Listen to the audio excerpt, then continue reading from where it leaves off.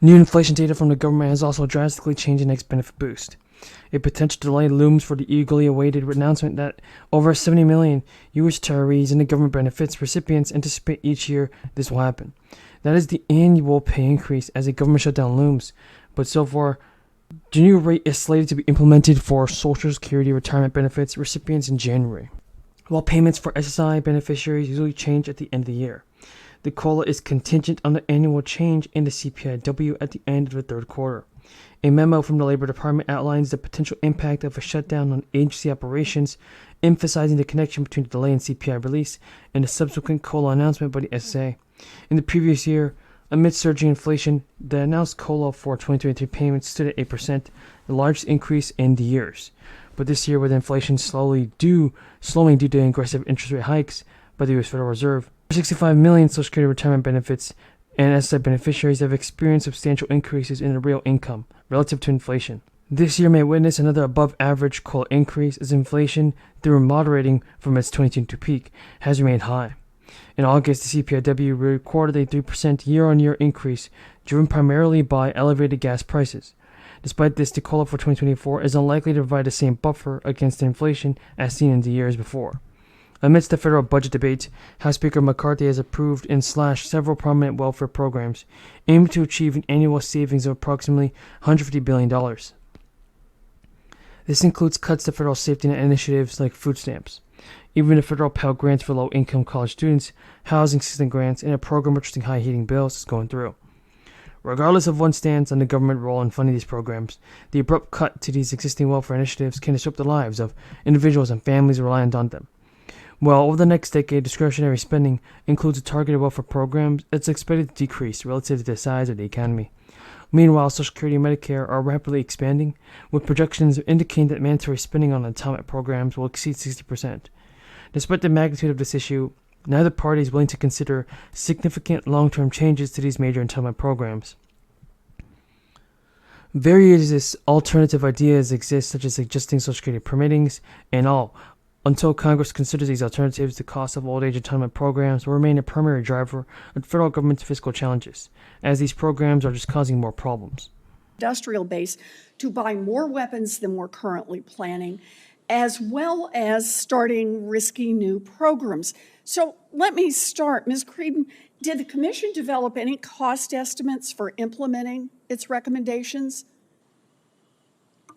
We did not, Senator. So we just don't have a cost estimate for this, because I didn't see one in the report.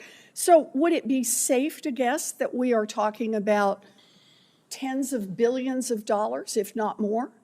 So we are certainly talking about more money, but I get more. Folks, we got some information about the fourth stimulus check, Social Security benefits, SSI and SDI. Now, the leaders of a group have announced that they will be extending the oil production cuts, and there will likely be a big spike in the oil production.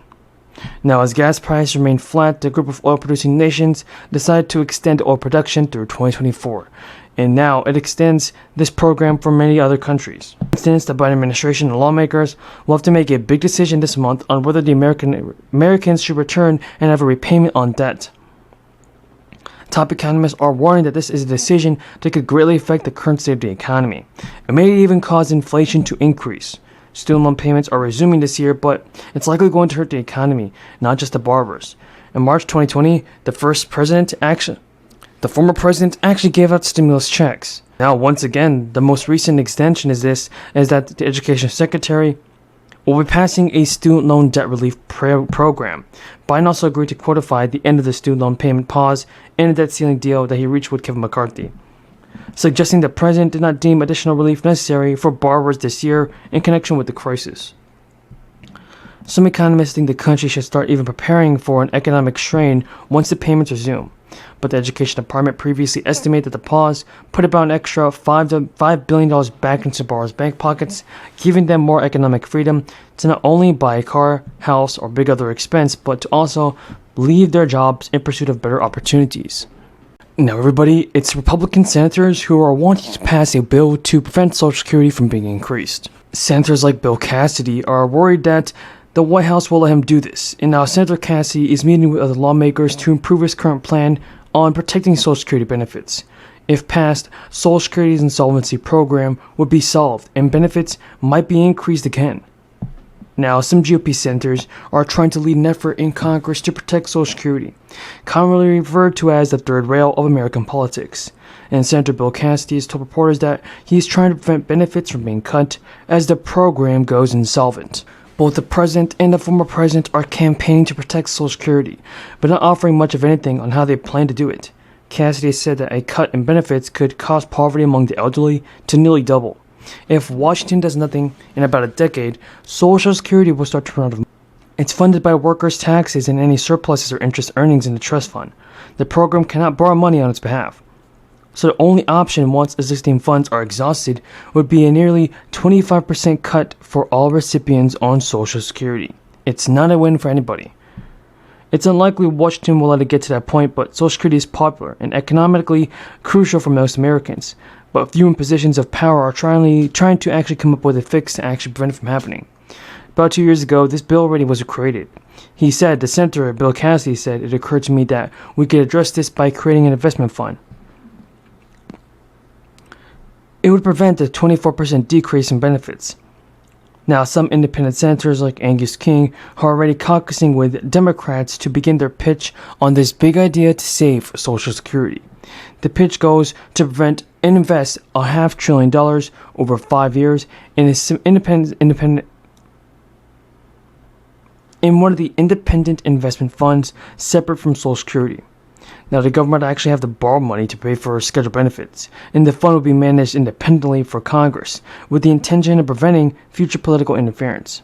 Now, Cassidy concedes his plan only partially solves the solvency program. It does not address the tougher questions about raising taxes or the retirement age, but he said at a minimum, it would not raise taxes on seniors or affect anyone close to retirement. Cassidy and his staff have been working with lawmakers to get feedback and make changes as they go. There was a short window where Cassidy thought Biden might engage on Social Security after the midterms, but so far Joe Biden hasn't done anything to announce his plan to help Social Security beneficiaries. But back in April, more than 66 million people took home a benefit check from Social Security. Now, 50 million of which were retired workers. Among these retirees, close to 90% rely on a monthly payout to cover some portion of their monthly expenses. Whether you're already retired or have just earned the workforce, surveys consistently show that most Americans will lean on their Social Security payout in some capacity during the golden years. In other words, maximizing what you'll receive from the Social Security program is important. All told, more than half a dozen elements can impact what you bring home monthly or to keep from the benefit checks. As an example, Social Security benefits became taxable above certain income thresholds. Additionally, a dozen states tax and Social Security payouts to some varying degree. But so far, when